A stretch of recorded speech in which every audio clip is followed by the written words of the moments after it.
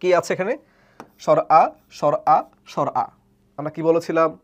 ভিন্নতা পাওয়ার আগ পর্যন্ত খুঁজবো, তার মানে এখনো ভিন্নতা পাই নাই। এখানে দেখা যাচ্ছে তালব্যস্য ল দন্তস্য, ভিন্নতা চলে আসছে। আচ্ছা, আমরা একটা সিকোয়েন্স পড়ছিলাম, মনে আছে? ময়ের পরের সিকোয়েন্সটা মনে আছে কিনা দেখেন তো।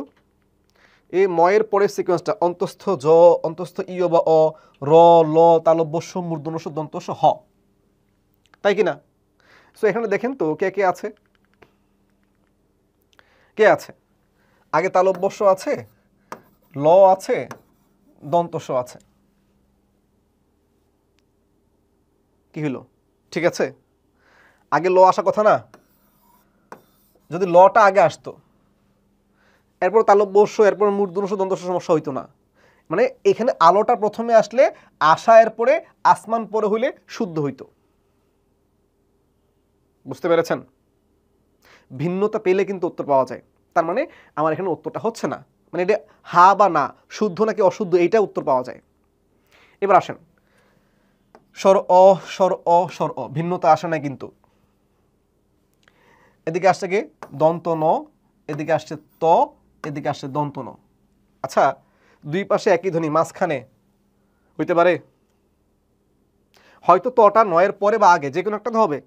মানে এটা সিকোয়েন্স না জানলে তো সহজে বোঝার কথা যে এই তটা হয়তো নয়ের আগে বসবে, না হয় নয়ের পরে বসবে, মাঝখানে তো বসতে পারে না। অর্থাৎ তথ দধ দন্ত ন, এই অনেক শব্দটা শেষে হলে চিন্তা করতে পারতাম যে ওই দুইটার মধ্যে ভিন্নতা আছে কিনা, মানে ওই দুইটার মধ্যে সিকোয়েন্স ঠিক আছে কিনা। তার মানে এটাও কিন্তু উত্তর না।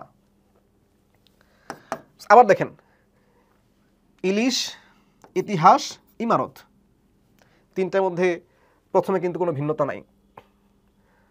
তো ভিন্নতা না থাকার কারণে দেখেন তো এরপরে কি ল আসছে, এখানে ত আসছে, এখানে ম আসছে। বুঝতেই পারছেন এই লটা কোনোভাবে ময়ের আগে আসতে পারে না, তো এর আগে তো আর আগে না। তার মানে এটাও কিন্তু উত্তর না। উত্তর কি তাহলে? বুঝতে পারছেন, এটা না বুঝলেও উত্তর, না আপনি না বুঝলেও উত্তর, কিন্তু আসলে বুঝতে তো হবে। আমার তো ক্লাসটাই হচ্ছে বোঝার জন্য। তাহলে রস্য উ, রস্য উ, রস্য উ, সিকোয়েন্স ঠিক আছে। ওকে, এরপরে কি আছে ভাইয়া? চ, মানে ভিন্নতা আসে না কিন্তু, এবার ভিন্নতা আসছে, চ আসছে, ট আসছে, ঠ আসছে। আচ্ছা, চ, ছ, জ, ঝ, ইয়, এরপরে তো ট, ঠ, তাহলে চ এর পরে ট, এরপর ঠ আসবে, তাহলে এটাই তো শুদ্ধ। আমি কিন্তু দেখেন পুরো শব্দ কিন্তু দেখছি না, প্রথম এখানে দুই বর্ণ দেখে কিন্তু উত্তর হয়ে যাচ্ছে। সো এইভাবে আমরা দেখব, সামনে আরো অনেকগুলো প্রশ্ন আছে যে কত সহজে উত্তর দেওয়া যায়। সো একটু জানাবেন ক্লাসগুলো শেষে, এই পুরো ক্লাস দেখা শেষে আসলেই আবিধানিক ক্রম কঠিন নাকি সহজ, এবং এই ক্লাসটা আপনার জন্য কতটুকু হেল্পফুল হয়েছে, এবং পরবর্তী আপনারা কি ক্লাসের ভিডিও পেতে চান। আমাদের প্যানাসিয়া পাবলিকেশনসের পক্ষ থেকে আমরা আপনাদের সাথে পুরোটা এডমিশন জানিয়ে থাকতে চাই, আপনাদের স্বপ্নের দ্বার প্রান্তে পৌঁছে দিতে চাই। কিন্তু এর জন্য অবশ্যই আপনাদের আগ্রহের জানান দিতে হবে যে আমরা এই ক্লাসগুলো করে উপকৃত হচ্ছি, আমরা আরও বেশি বেশি এই ধরনের ক্লাসগুলো চাই। চলেন পরের প্রশ্ন চলে যাই। তৃতীয় কোশ্চেন, ঢাকা বিশ্ববিদ্যালয়ে 20-21, দেখেন 22-23, মানে 20-21, এরপর 21-22 বাদ দিয়ে 20-21, 22-23, 23-24, মানে এই বছর থেকে মানে টানা 4 বছরের মধ্যে 3 বছরই 1 বছর গ্যাপ দিয়ে শুধু আবিধানিক ক্রম থেকে প্রশ্ন এসেছে। তার মানে এইটা ঢাকা বিশ্ববিদ্যালয়ে ভর্তি পরীক্ষার জন্য খুব কম গুরুত্বপূর্ণ, তাই না? না পড়লেও চলবে, তো এমন কিছু নাকি ফরজ? পড়তেই হবে, এইটা বাদ দেওয়ার কোনো সুযোগ নাই।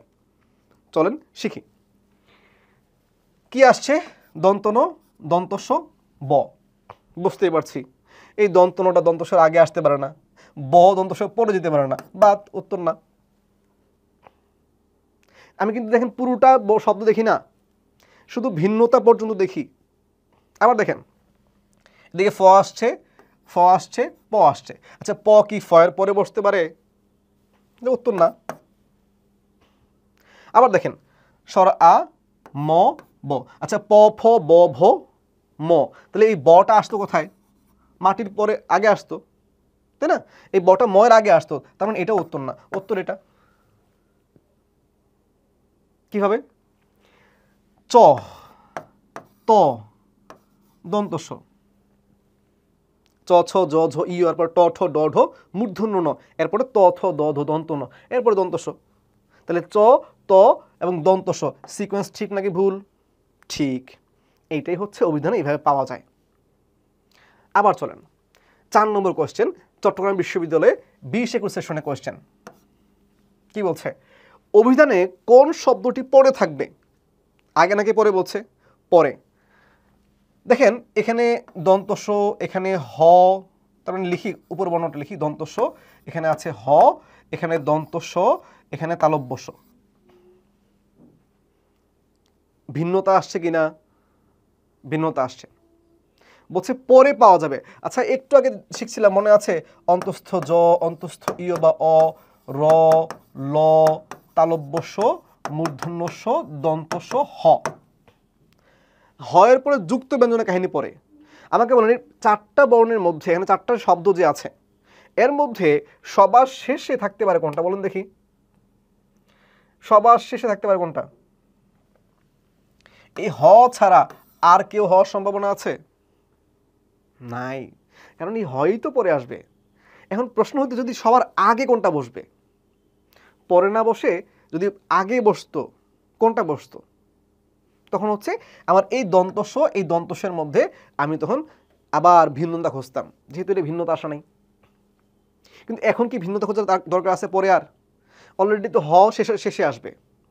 যদি বলতো আগে কোনটা আসবে, তখন এই স্বয়ং এবং সামরিকের মধ্যে দেখতাম। বলুন তো এই দুইটার মধ্যে প্রথমে কে আসবে? স স, ভিন্নতা আসা নাই, কিন্তু এখানে আছে আ, এখানে আছে ব। আচ্ছা আ আগে আসবে না ব আগে আসবে?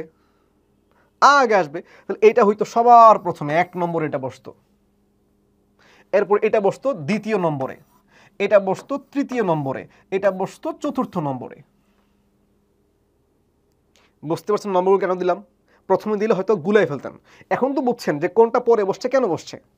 সো ভিন্নতা পেলে কিন্তু উত্তর হয়ে যায়। আবার দেখেন 5ম কোশ্চেনে যাই আমরা। অভিধান অনুযায়ী যুক্তাক্ষরের বর্ণ অনুক্রমে